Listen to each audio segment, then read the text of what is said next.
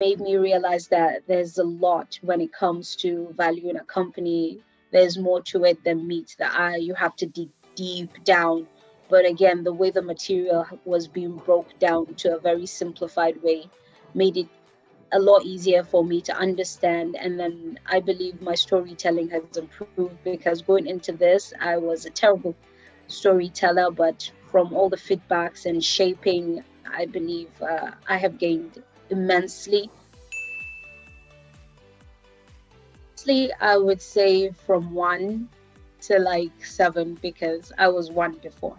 Mm. And then all the materials that I've gotten from here, and then all the support from everybody. I mean, as soon as you just reach out to anybody, they're willing to. So I would say I have gone from zero to hero.